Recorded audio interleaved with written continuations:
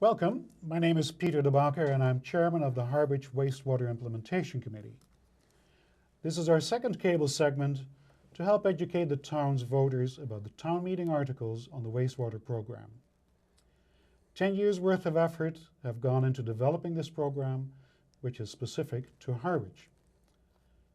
The plan was approved by the state and county in 2016, and we now need to move forward with the implementation. This segment will focus on why the program addresses issues in the Pleasant Bay watershed first and why we want to do the Cold Brew project. I've asked Allin Thompson, a longtime member of the Wastewater Committee, a water commissioner, and representative of the Pleasant Bay Alliance, and Town Administrator Chris Clark to help me address this topic. Allin, would you like to tell us a little bit about why we are addressing the Pleasant Bay watershed first? I'd be glad to, Peter. Thank you. Part of the reasons is the 5 watersheds of Harwich need to be addressed, requiring septic system nitrogen removal of 65 to 100% in the various watersheds. After much discussion and input, the town decided the Pleasant Bay watershed should be done in the next phase for the following reasons. Well, one option is to address the entire town or portions of the entire town at the same time. Due to time and money constraints, it was decided to address one of the 5 watersheds first and phase in the others over a 40-year period. The Pleasant Bay watershed was chosen first as Harwich shares the watershed with Chatham, thus offering significant cost savings as Harwich can use a portion of the Chatham wastewater treatment plant rather than build its own facility in the Pleasant Bay watershed area. The estimated cost to purchase 300 gallons per day of capacity from the Chatham treatment plant was $6.8 million versus a cost of at least 3 times that value for Harwich to build its own treatment plant. Collection costs are the same under either scenario. The Pleasant Bay watershed is the largest watershed actually on Cape Cod and is requiring the greatest percentage of septic system nitrogen removal, 65%.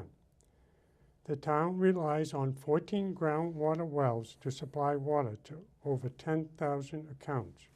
While overall, the water quality is well within drinking water standards, although 2 of the wells, which are located in the Pleasant Bay watershed, show nitrogen levels above background concentrations.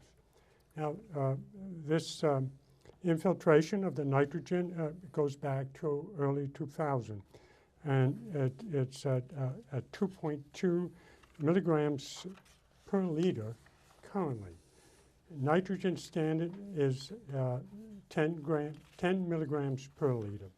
So we're still very safe. We're okay with the water as such, but the opportunity to sewer and slow down that infiltration of nitrogen to our drinking water wells is very important.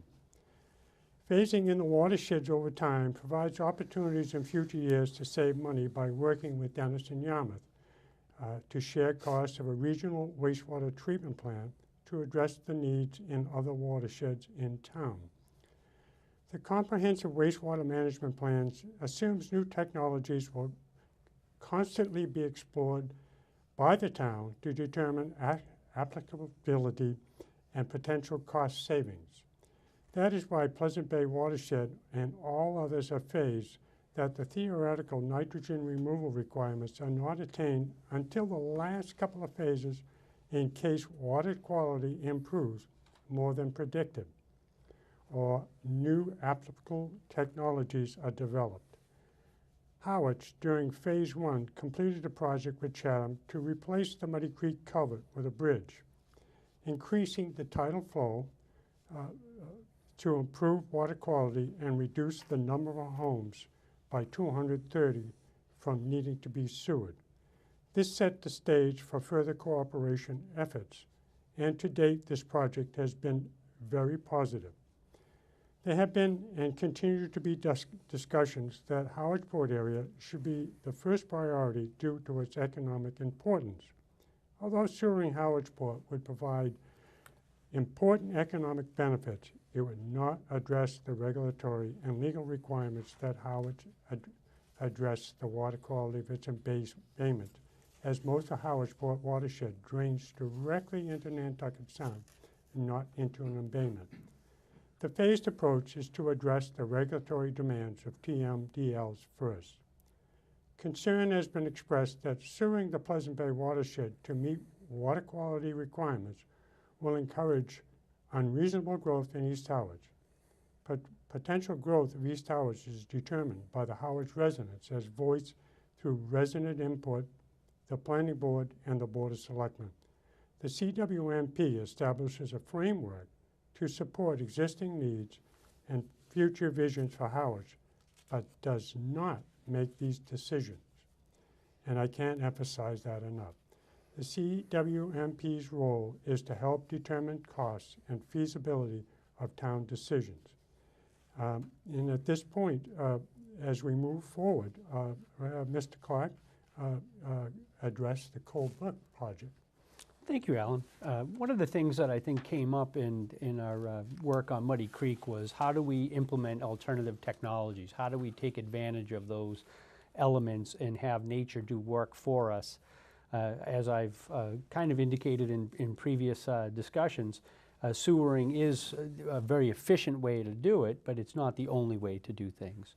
And to that end, the town, about 3 years ago, I guess it's been, that I've been here, got involved in doing a phase 1 study to look at modifying how Cold Brook works, the waterway system.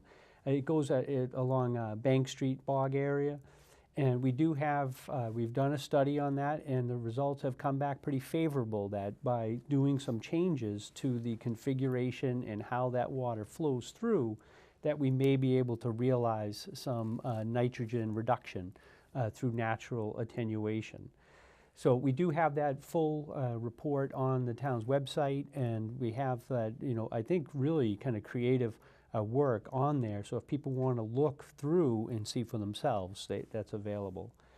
So by utilizing natural nitrogen attenuation, what we will do in Cold Brook is we decrease the amount of nitrogen that ultimately, in this case, works its way down into Saquatucket Harbor. Saquatucket Harbor watershed is the watershed that we want to realize some value in. So that's the area that we're looking at. And I had alluded to that obviously a wastewater treatment plant, it's very effective, and some of the literature that we have shows that it can get up to about 95%. But if you don't need to get that level, then why build a plant? So in this case, we're looking at doing denitrification through changes to the brook.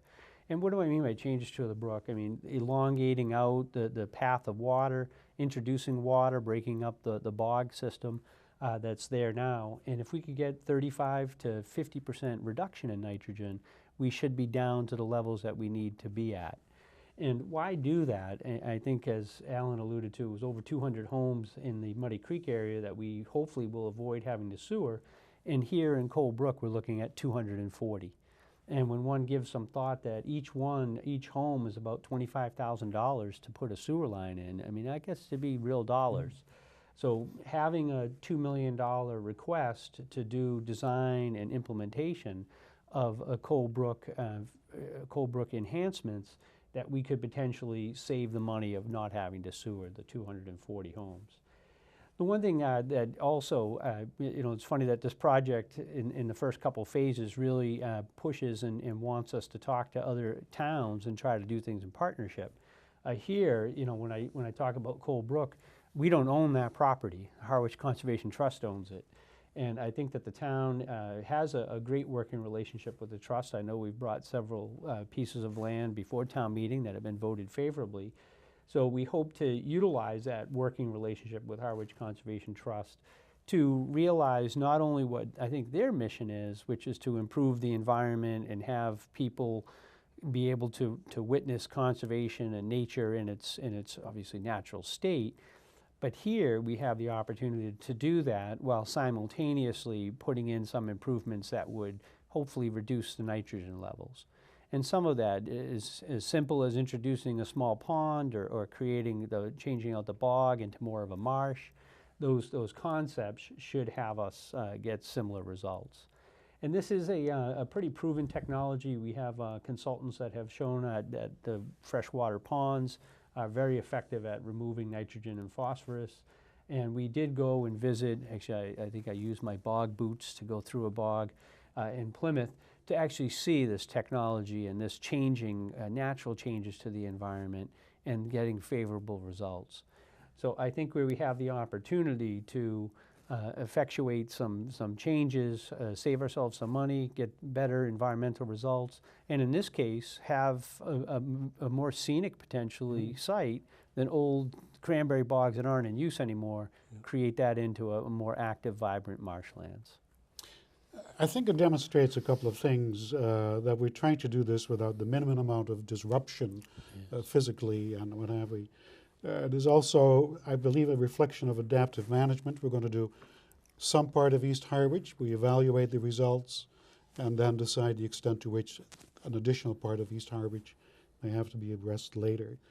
I think another part of it, I believe, is that with respect to Muddy Creek, we have been able to get some grants, which is another aspect of this program that I think might benefit us, right? Absolutely. I think on the Muddy Creek project, that was about $6 million, and we got about over $4 million in grants, and that was a great effort, and partnered up where 50% of the cost was on Harwich and 50% of the cost was on the folks over in Chatham. One thing just talking about, and I think it's an important point to bring up, is that by doing East Harwich, this is a standalone where we have the opportunity to improve that area, and in Cold Brook, we have an opportunity to improve that area. So, you know, one of the things I think people may say is, well, why aren't we doing the whole thing at once? Why do sections, and what's the logic behind some of these sections?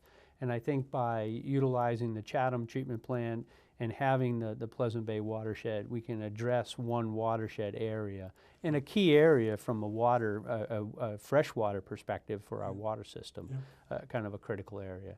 So I think having those opportunities to look at that is a very positive output. Okay. Well, thank you very much, Chris. This concludes our session number 2. I hope that the voters and also the viewers have watched the other sessions as well, so that when you come to town meeting, you're as informed as we hope you will be. Thank you very much for watching us.